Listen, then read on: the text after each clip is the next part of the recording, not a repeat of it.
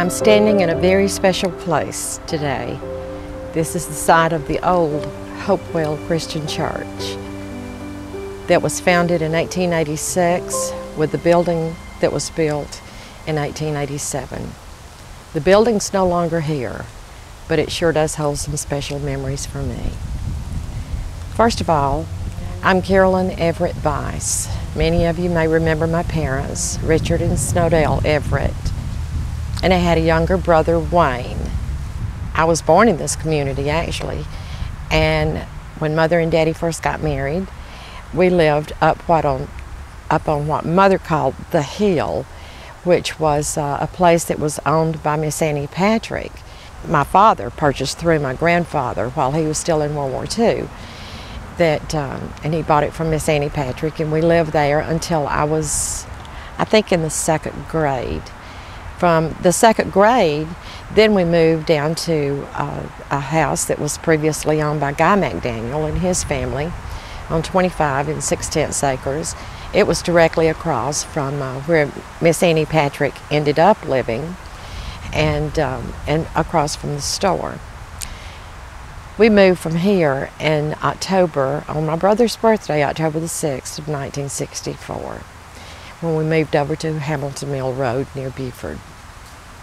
But I'd like to talk a little bit about the community, the way it was back then. Times were much simpler. People were friendlier. You knew who your neighbors were, and we just came together in the case of sickness, death, or even when it came to killing hogs. We all came together to help each other. And I miss those times, I really do.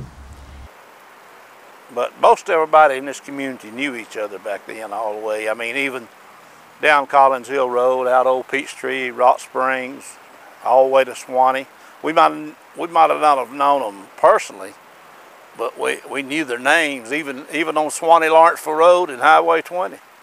But everybody, that's the place everybody went to in the community, just about. It was TK's store. Down at the intersection where Collins Hill and Old Peachtree, we used to call that the top of the hill. The hill was a lot steeper going down to Collins Hill back then. It was just, they cut it down in the last 20 or so years, and that's where a lot of us boys would meet up there. Sometimes we'd go with TK to Atlanta to get produce and stuff. We'd ride with him to Atlanta and come back and help him unload it. And a lot of times we'd sit up there and talk. That was our kind of a meeting place up there. But I lived here, and I was born in that house on Collins Hill Road. And my mother and daddy was Eb and Christine Mundy, and there were 6 of us. And I lived there until I got drafted in the Army in 1966, October. And then my dad and them lived there till 1976. And then they moved up to Flower Branch. But I mean, it was a pretty close neighborhood around here. Everybody pretty well knew everybody. And if anybody needed any help, you know, it was you know, everybody kind of pitched in. That's all we ever called it, was Hopewell. We didn't call it Hopewell Christian, we called it Hopewell. Yeah, that's what. And in fact, me and Wesley Abernathy used to joke about going to Hopewell Tech when we got out of high school. And that word kind of got around all over to Swanee, but it was just a joke between us, and kind of got spread out. So I run into people now. I run into a guy the other day, asked me, was I still mayor of Hopewell? Old Peachtree Road, Collins Hill Road, Swanee Lawrenceville Road were all dirt.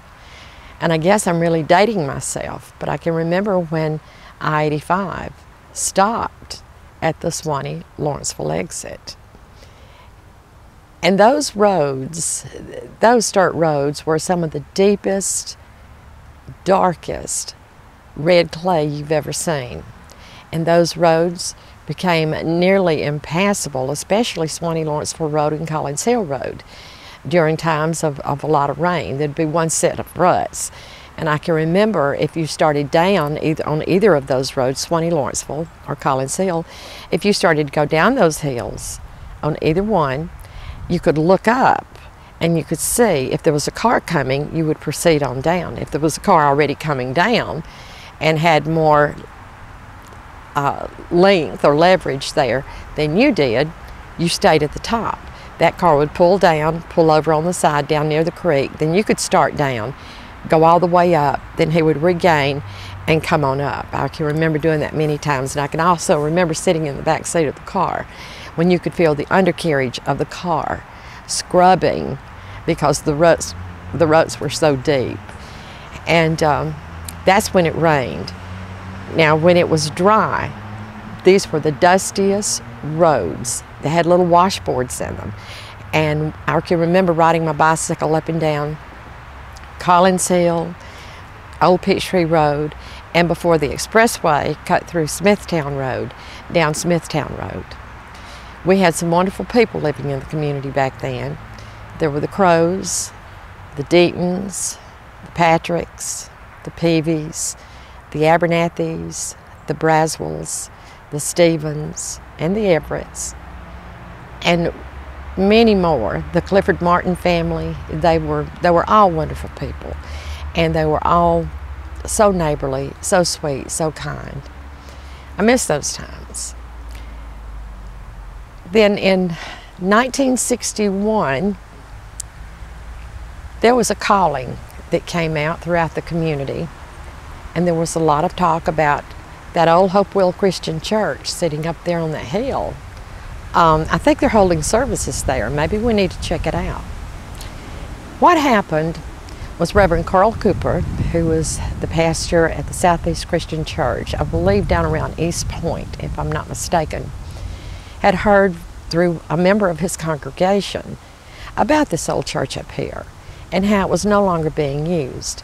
But there had been a lady in the community who had prayed for years that her church would somehow be revived and reopened.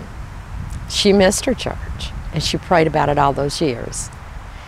Reverend Carl Cooper thought it was something to investigate, so he decided he was going to investigate and find out. How far the investigation went, I really don't know. Who all they contacted, I don't know that either. But I do know that they zeroed in on the little lady who had prayed for years that her church be resurrected. And that lady was Miss Annie Crow Patrick. She was a wonderful lady.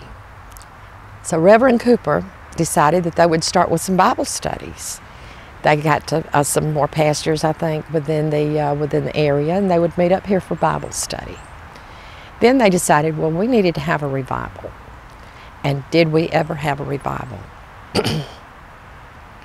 Our little church was very packed during those revival times. And there were a lot of souls that were saved, a lot of praise, a lot of glory. Soon it was decided that they would reopen the church for Sunday morning service, Wednesday night service, Sunday night service, and they did. And it was Denver Hale Sizemore. He was a dean of the Atlanta Christian College, and he was the one that came out and enticed a few of his fellow students at the college to come out and help him, to help with the youth ministry and the youth program. And those youth was Walter Zorn, Bill Keller, Bonnie Nesmith, and Judy Millsap. They came out and we had a wonderful program. We had such a wonderful program. I can remember the youth rallies that we attended. I can remember the college days at the Atlanta Christian College. The lessons that we had, we would actually have, and Walter Zorn was our teacher in our group, and we would have a Sunday school lesson that morning. That afternoon, we had to work on the homework that Walter had given to us for that night, and we'd better have it ready for church that night, and we always did. And I can remember we did a big study on the book of Acts. And those times were precious. They were really precious. The old church, The old church was something to really brag about, but yet you kind of shivered a bit when you think about the cold weather or the heat. But that building, oh goodness, honey, that building. We used to have a guy sit on the back row and spit tobacco juice between the cracks of the floor. Now, he was not I don't think he was a member, but I got him to come to church. And I said, I don't care whether you smoke or drink or anything. He said, just come to church. And he did. He'd come and sit on the back row, but he would spit between the we had no screens in the windows. No. And the birds would fly in and fly out. I wouldn't like that. Carolyn could not have taken that. I can remember the birds twittering because they hadn't built nests. You know, they could get in between the wood and they would build a nest up there. They would just twitter during the service. And the cracks was that wide in the floor. People had brought their foot and cut it out on the floor. It was, yeah, on the floor they have their foot cut out in the old church. I think they had school. I know they had a schoolhouse, but I never did see it. And I think maybe, you know, some of the kids from the school they'd be barefooted and have their foot dropped. We just had one big old heater that sat over here, and we had a piano that sat over here. And we had have wood on Sunday, you know, when it was cold, and build a fire and have preaching. I was Sarah Deaton, married Hewlin Hill in September 1960, and we started coming to church here just shortly after we married some, and I was baptized and saved in the old church October the 23rd, 1963. Then I was baptized the same day. The Christian church, you know, they baptize you the same day you're saved, or they like to. And T.K. Patrick opened up his store and got a pair of overalls for preacher Lawrence McInturf to baptize me in that day. And when preacher McInturf came up here, they had some friends that came with them. The man's name was Donnie, and the lady's name was Sybil. And so every Sunday they'd go home with us and spend the afternoon before they wouldn't have to stay at the church all day. But yeah, I really enjoyed being with them. You know, they were sweet people. It had benches that was terrible to sit on. It had a big old heater right in the middle of the church. And we didn't have any air, or I don't think we even had fans. But I remember them opening the windows, you know, but it was hot. It was hot in there. But I enjoyed it, you know. It was a good place to worship, you know, and the people were super nice. I remember the Johnsons and the Funderburgs and the Youngs and the Patricks, and Doc and Maggie Pearl Johnson. But yeah, we had a lot of good times there. Now I'm standing under the old tree that was right at the front door of the old Hopewell Christian Church. And by the way, those steps had to be repaired or you would fall through going in. I can remember doing that. And I think I still have a scar on the inside of my arm here where I was kind of leaning back on the banister one day and slid down and it cut me. It cut me. And I still got a tiny scar there. And every time I look at that scar, I remember what sweet days these were up here at this church. But we had a good many people that were coming then. And those times, they were just great. It was great fellowship, a lot of fun, a lot of praise, and a lot of creaky, squeaky floors. I can remember there was an old stove. I think it was a wood-burning stove, if I remember correctly, that was kind of toward the front of the church. And that's all the heat that we had during the winter. So in the winter months, you bundled up because you knew that your feet were going to be cold and you were going to freeze in the church that day. During the summer, it became so hot inside the church that so many times we came out under the shade of this tree, a little on the back side of the tree, and we would hold our Sunday school lessons out there. And we would swat at flies and mosquitoes and sometimes yellow jackets. But that's where we had our Sunday school lessons. But this was a very special time for Hopewell, the community, and for the youth who came here. It's times that I'll always cherish, I'll never forget. What I remember about the church is we got in trouble playing in it a couple of times by my granddaddy and my Uncle John Abernathy. But late in the 60s, sometime in, I imagine the early 60s, I'm not sure, they started having service up here again at times.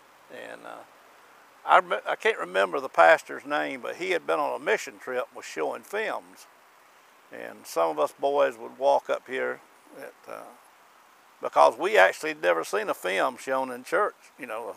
And one night, there was a guy who lived here in the community. He was kind of our John Belushi, before John Belushi was ever known, you know, as an actor, or it probably might have been before he was ever born.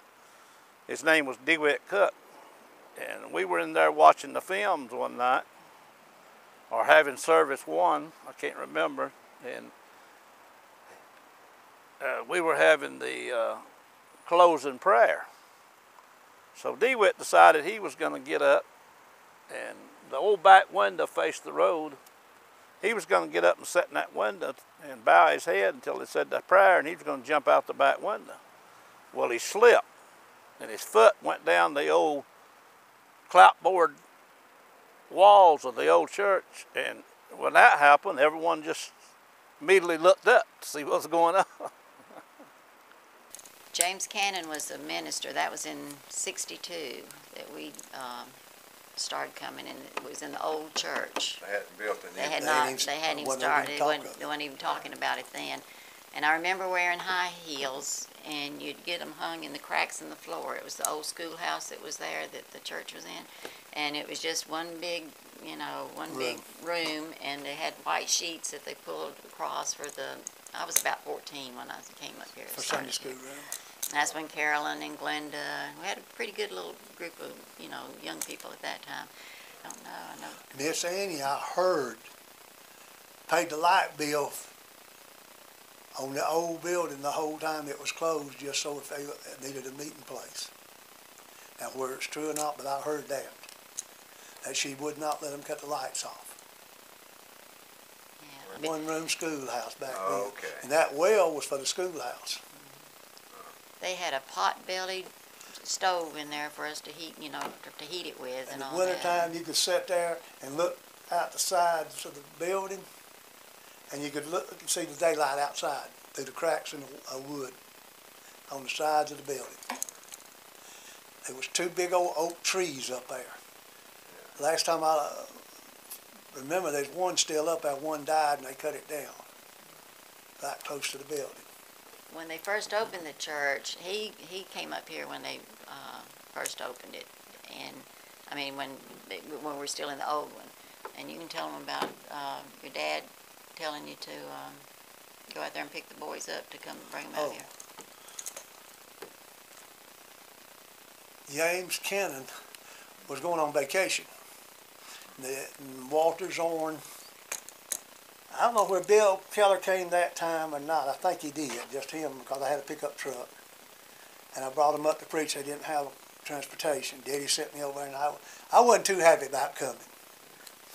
And I got up here, and there's this young lady in front of me going in the building, and I laid eyes on her.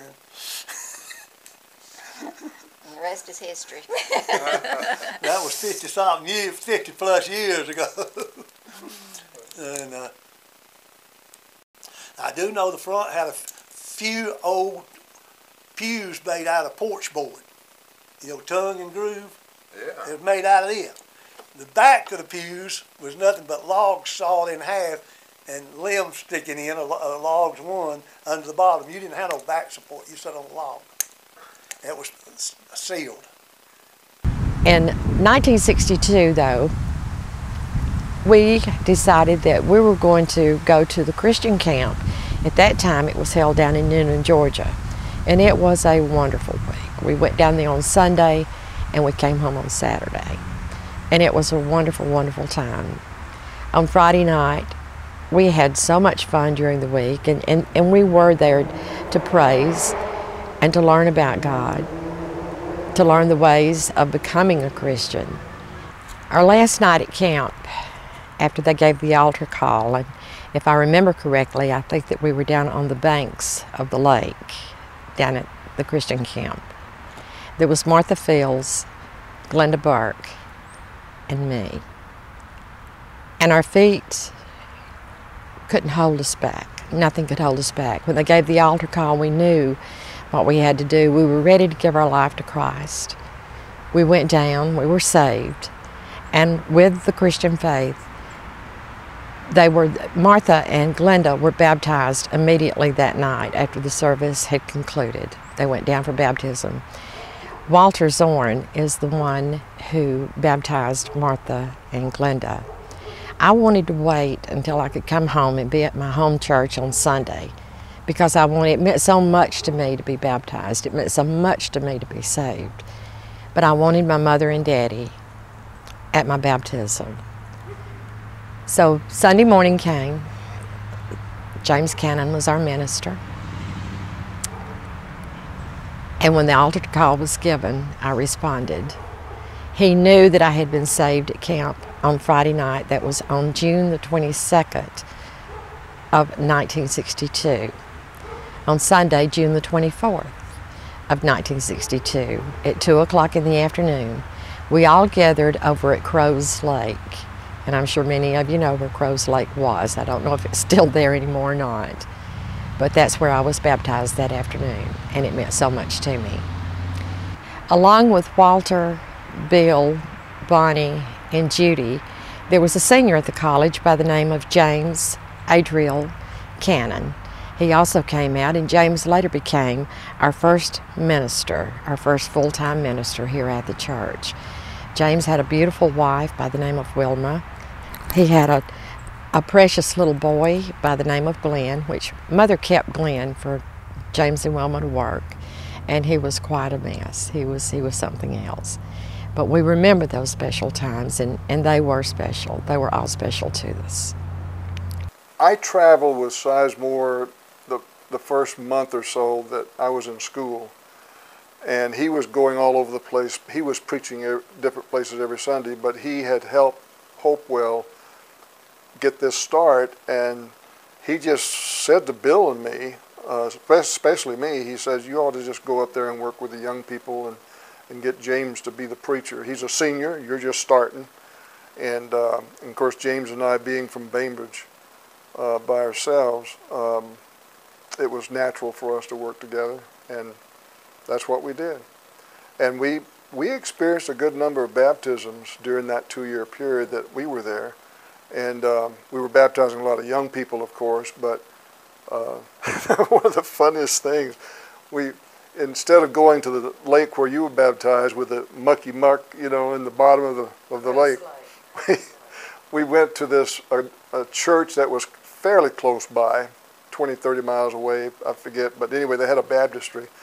And we went there one time, and James was going to baptize this person, and it was a young boy, a wiry, kind of a tall young boy. So James was going to baptize him, and instead of James controlling both of his hands, he let the guy hold on to his arm like this, but he was afraid of water.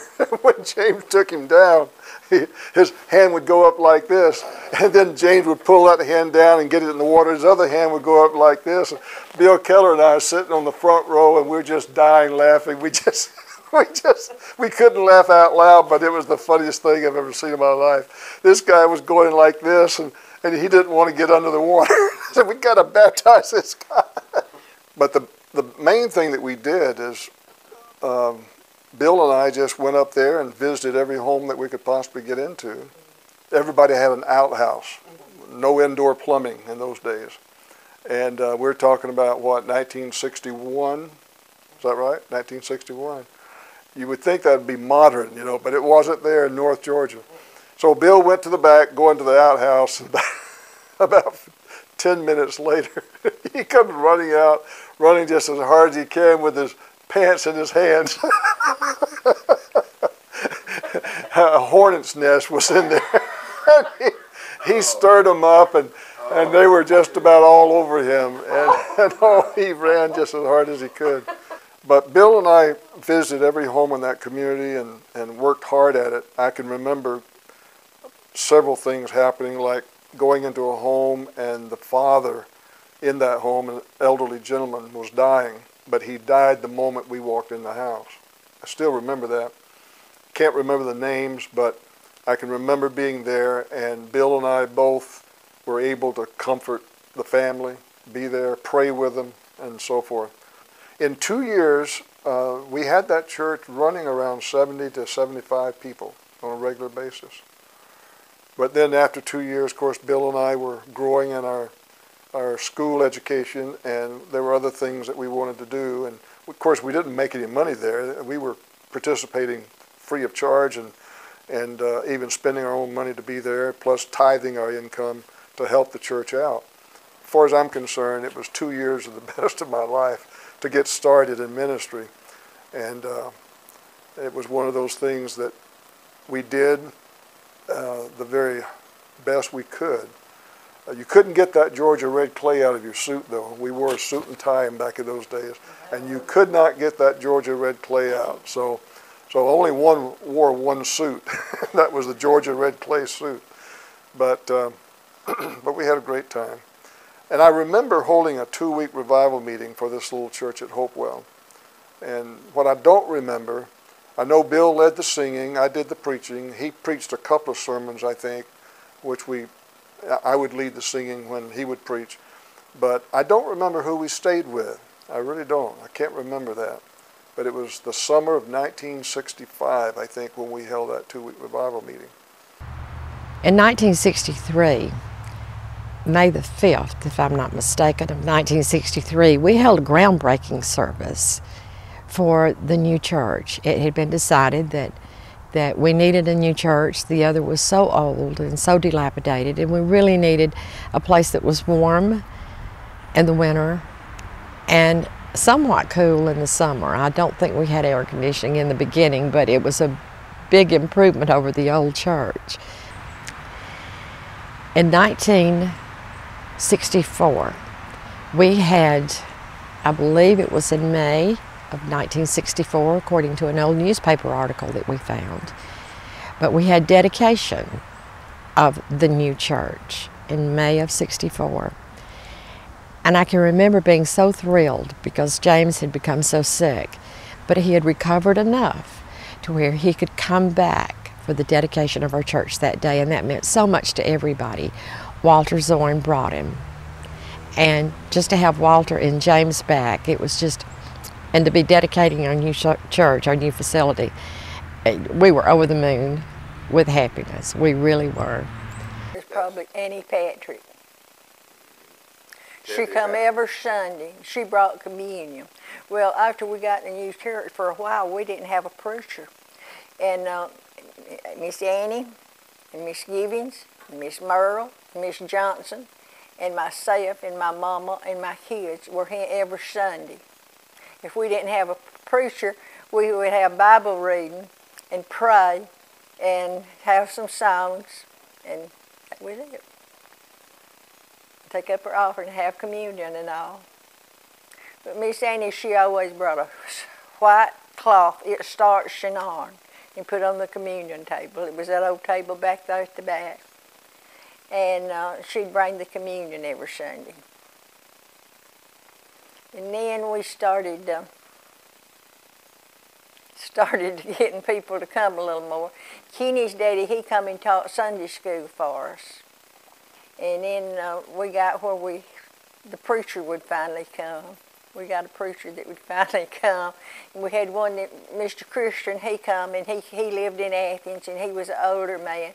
He didn't come none of the Sunday. Maybe he'd come one Sunday, and then it'd be 2 or 3 Sundays, and then he'd come. And then he finally just gave it up. TK and Mr. Gibbons and Mr. Johnson and Mr. Burt, they both the one that put that paneling up there. After we got everything, went for them Dorsey Peavy, they done all this upstairs stuff, you know, bracing and everything. And then they put all the paneling up here. And James Cannon was our preacher when we was doing that, and we was right over there. And Wilmer was with me down at the house and went for to come down there and told us, said, James is sick, you need to come on. She come on, and they had to take him to the hospital, and he never was able to come back to preach with us, so we had to get another preacher. I know we was here every night till 12 o'clock. We didn't have but one heater, and it was right over there. Dorsey Peavy took car seats and brought, and Teresa was little, and they had 2 little girls, and we put them on car seats in front of the heater over there, and we sat up here while they worked on the church till 12 o'clock every night. And then on Saturday, we bring lunch up here to the ones working. My name is Teresa Bice Fowler. I grew up at Hopewell Christian Church, and I'm still an active member of Hopewell Church today. I have a lot of fun memories of Hopewell. I can remember the last 15 pastors we had. Back in, my earliest memory, I don't remember a lot going back, but in 1974, Clyde Shear was a preacher here, and I got saved and baptized here in the baptistry at Hopewell. And I've been blessed enough to grow up here. My mom then brought me, she said, I've been here ever since I've been born. Yeah. My dad helped build the new church here. I've been here about every time the doors has been open.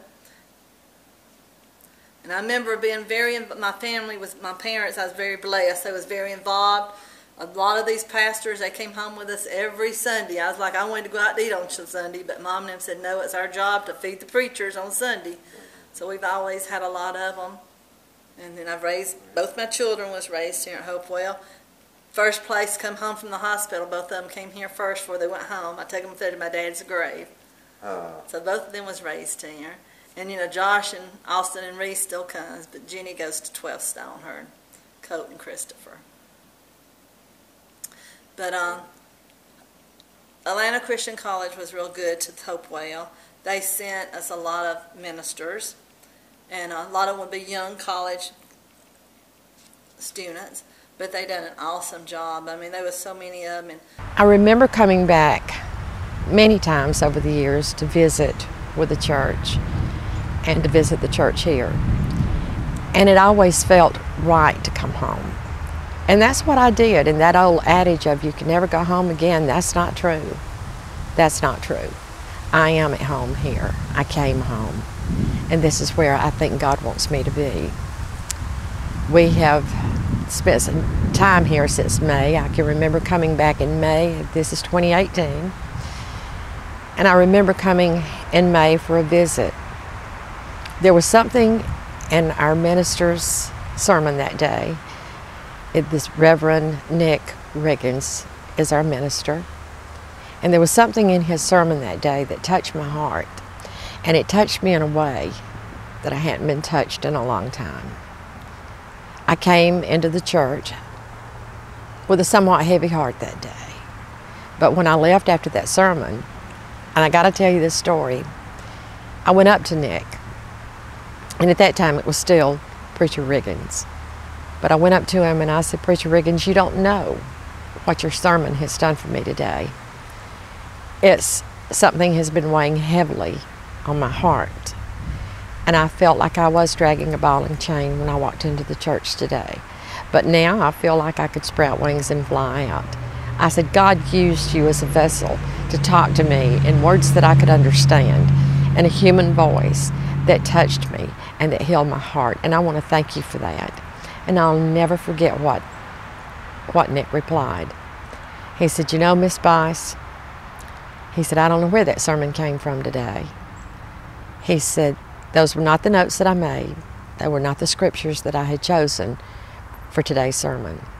He says, but when I got up in that pulpit and I started to preach, he said, these words came out and God was giving me the words to say. And I said, thank you, Reverend Nick. I said, to be quite honest with you, I don't believe in coincidence. And he says, neither do I. And I said, God used you as a vessel to help me. And I thank him, and I thank you. A couple of weeks later, my husband and I talked about it, and we decided that this is where we wanted to be. And we've been here ever since. We love it. We've got a wonderful group of people. We have a wonderful group of people going to church here. they're family to us. They are family to us. And I just can't say enough about them, about our minister and his wife, Na. They're great people. We rejoice together, we praise together, we pray together, and we share together. We're a very small church, but we have a very large heart. And I'd like to invite anybody that's watching this video to please come. Come and visit with us. Be a part of us. We need you. And I think when you find out a little more about our church, I think you'll find out you need us too. So with that said, thank you very much for your time, and please come visit with us. Thank you. Hello, I'm Pastor Nick. I'm the pastor of Hopewell Christian Church. We just love to have people come. We love our fellow members. We may be small, but we have a large heart for people. We don't care what your nationality may be, what language that you have as your main language. We just like to have people come and visit and just be a part of this family right here. And if it's open to you to just say, I'd really like to be a part of this fellowship, we would welcome you in that. We're a Christian church. We dedicate our lives to Christ, and we aim to serve Christ the best that we know how. And one of the best ways is just simply to love people and let them know that it is the love of Christ that's in us that makes a difference in our lives and can make a difference in anybody's life. The greatest days are yet ahead of us. We may be small, but we are growing. And we have a lot of good people who just want to reach out and to welcome anyone who may be a stranger today, that they may be family tomorrow. And we just thank you.